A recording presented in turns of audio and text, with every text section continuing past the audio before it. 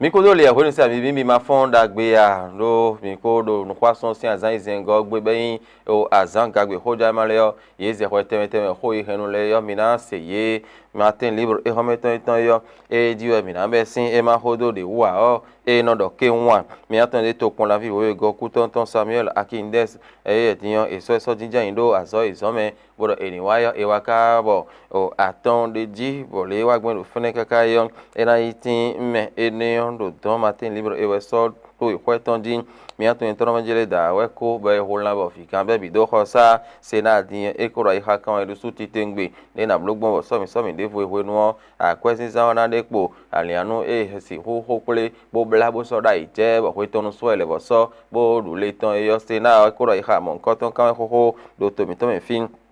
melefo ero ai hakan yo era in Benenville mendo Benenville yo ne kana blogbon din ba kwezi kana lito bo do ho gbeji yo kaka bo to ino do ho gbele na ho bi fi play bo nu ko ina se wotin nu mendo kwezi ka se ali nu yo me ero azo ko teme bo ni Benenville yo nu kun ito video Djibouti diwe ede kuyi melefo e sin nu kun e dali bo nu wa e ho do de tin atongo de te in kana yo ene e 3 labs nen e de in kanu nu wa ide ton atongo do kuye bo tito menetin be no yoro Mastercard Foundation EdTech bon wene e Orlando cleansing be me fine yo e sin e kame ye kanu e ne de mentilemi sans yo hilto ati hohoji we mentilemi do no e kokon e to mi to e fidi yo e so inu be so zo e keme to moto din bo iji ami de mo to ori ali ame e ba hi be inde bele han be e we no we no wa mentile e ne bi we ro be to mi ton wa ro fin bo be vile bi hu ko ra hoji do menjile ne ka gbendin bo sans yo mo jero zo e keme alo moto me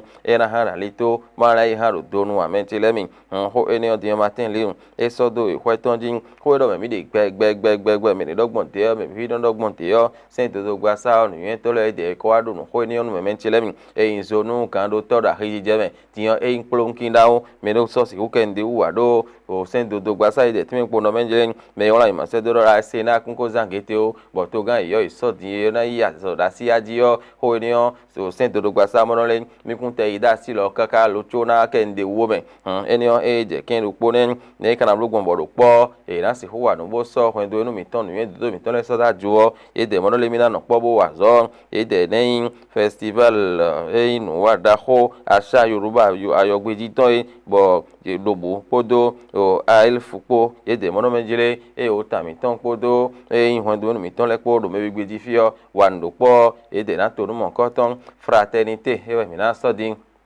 e ti mi podo benjire nu gbo ho do mi de gbegbe dogbon te yo e don dogbon de mi dogbon de ka mi te so ma lo gbe won so se do sen do gba sa ho ni diyan e ko yin to me do se nu yen to le mo no benjire ho ni yo ni je ken do po e kun si fo enu ko do ni we kan le me ko na ken do wo e kun kan lo fo ho mi kun yi lo cho na ken de wo lo se na e de o ye do e ni o me ti le mi atu intro benjire sansi e vahi bolevo han din yo e ne diyan to vile diyan iru ve ton se re su fraternité de so e kendo ho eni o l'informateur et le mo tin ko do menjele o evozon e donaliza ha de so ti tengbero to mi to enfin ezon be to mi ton afo e si ho de ti to men si ho blo yo e ko ro ton kan ho ton no men e o so do ho enu amen do sen do gbasa ye de ko kendo ho bo so ro kendo po me won la ma mo do menjele e to gan yo na ya zin po da si bo na ja so aji se na mi ho ya ji yo ne o diyan ho ne ko so ro o kendo po ho lo me ti le mi o le routier e we mi na so din e kendo sen do sin ho do po eni o me ti le mo ka mo do menjele do create diyan no e oroli guzo mane le ve to eni sin ho ai do so sin aza o po government ton e we le si so se do o create sin o ya kamin les quatre vérités e we mi na so din ti me ko no yele se na no e yan li anu be he na ho pele bo so de hwe ba ho to no so na so le bo za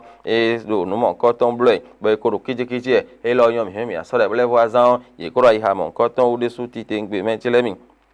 mi atore ho de vo do hwe do po enion din e wa yin sen do gba sa one gbeta e so bo mo no jele ho ina mi kun si ho kende do fune yo o quatre vérité e role emitun bo so do o hwe emiton me de l'autre vision e mo no le Patrice Talon dion e don tun on tun e do fune dion ye huno fo no le no po bo don tun so ja ki gbe me on tun on sin ko de me ti le mi huno donner e we do no yo Patrice Talon do tin do fo tun sin apa hoyo do bene to mi to fi azo ya de me la ho e wa ka so je fune dion zo e don tun e ne do to mi fi de me ti le mi la nouvelle tribune e mo no manjele no boy e na kinken to ho do to mi fi o bene to me bi ro le e do le na fo ti to me ni o blog mo lo pare me bi na to won e ni fo blo mi le mi mon le jin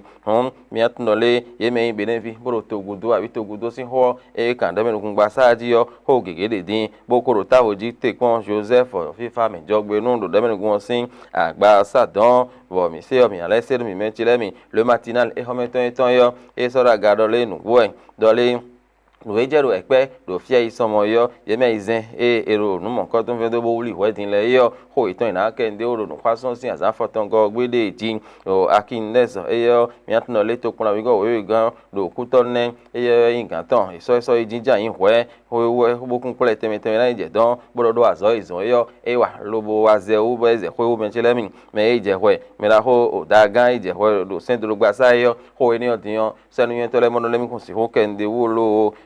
le matin fond zambodo enion le soleil bénin info e monopo no jele nugbo Patrice Talon e don to mon koto nugbo bo huno donner e we no yiro toga e do time men tilemi miatno le po no le ye jete ayoji bodo to gbado oye me ime bodo amlo ma don to ito silewu bo e do azomo koto wa sen yen to le e do ho de gbegbegbe ni o e ko za enion bo soro kenu pome kanu dero hanwa o centro gbasa ye ko do enion gbogbo inkenu pokuin we o e Patrice Talon azona yo mi atno le labu sol e hometon mo le e mi na kende o do de mi na hobe azoro to enfio e kinken hogbon de yo e no do hogbon de me do po ka kinken ho bo ho yon de mele yo do po ho ogudo diyan chen le aji alo ho ni ji wo da plo ho ni we na chen we awazo de suti tengwe yo labu sol de su e ho ni no ko yan e o me mi na ho egbon fire hun e wai nlele ka odiyo ne azoki ne e ka waro to enfine ti mi mana mon du lo abi mana fo to me lo adio o labu sol do po e we do ho eni me mentelemi da baru e home to yo e mo sera nu gbo mo no le nu gbo le e de do won le wi kan do fene na amlogbon so mi de bo ho nu alian gege ti be he na de tombo zan fe kun san zan kwe bo blo ni le wo ye de o ye do ai ha eni o kan lo la tribune de la capitale e mo no le nu gbo sen do gba sa o nu gbo e le sena e ma te do fene po we ma iso lo bo aso de ro je ho do fio e mi ko we ma da si lo kaka lo bo na wa ken de wo lo mi na no le paraquois e mono menjele nupo do to gan se azogba sa abi agadon diyan nu gegetin do fune bo mi le mi mo menjele e ti la gon se aton na libra do fune bona ja fodo gudo hono Patrice Talon e na je ken gudo de ji mi le mi o mo menji on e do mo e yin me menche le mi matin libre e mi na le so ti cho fonu wa mi ton e ti me lo le senado ai ha mo ko to kan bona te mo ka bo ko na azan do so mi de bo honu yo e na wa de po e wazon bo e do eni on blo de ji Samuel Akin de so lo so jinjon gangudo we do azo e ko me la hode e no gege fe de le wa zo gbon de fene din pere pon aton do tana o sansi po ami e si huje do zo ke mo tem ai moto me tome e di hando donu ble va he kaka e honio dion e ni ho bodo gbegbe be ne to mi to fi bo Martin libre e ken de do tento do gbasa ye ko so gbe ta e tome do ho e kun classe na bo to gan yo na ya sin po da si po na gbo po ajibo me di do yo honio dion e zonu kan do to ra he jeme e ko in plonki down do sen nu yeto le sin o ye kan bo mi se bo Martin libre so do e ko ton di e home bo enion di we na no bo na do nu hoja ma mi ton inu zanzan din no e hoja ma le henu pepe e home e inu kwasun sin azan izen go gbe yo ko ya ko ton e do ro tere mi eje mi ko de ne akulon gbero to ma wa so ye na hon yo mi na le pese